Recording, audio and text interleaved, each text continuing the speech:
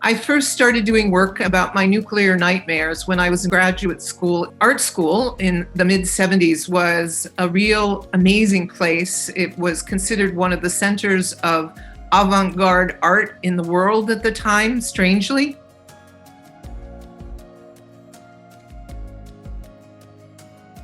There were a lot of artists doing work about social change, and I was very influenced by them.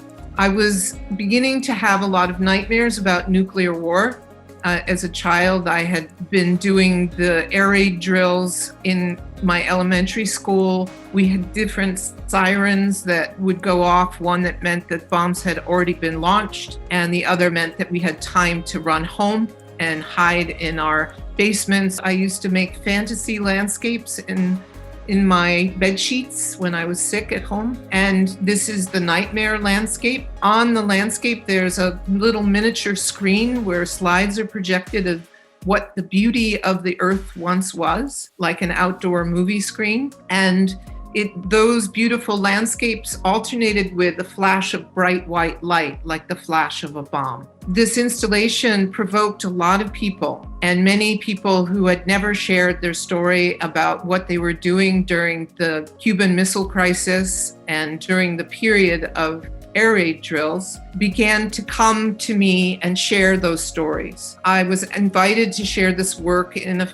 couple of different spaces. The first was at the New York Coliseum, and people left little messages underneath the bed sheets about how they had their own nightmares about nuclear war, and they were so grateful that someone was talking about this despair that they were feeling. I hosted a despair workshop where we broke open the box, and people, on the night of a blizzard, 100 people showed up at the museum to read these nightmares and dreams together.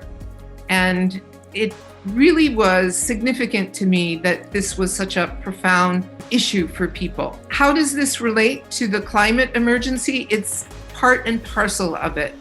Ecocide is affected by the way that we fuel our society, whether it's nuclear fuel or fossil fuels. And the same way that we, in order to function in the daily world, we often have to hide our feelings of grief and pain about the future. The nuclear weapons have not gone away. They are still ready for someone to give the order, and people still numb themselves to this issue.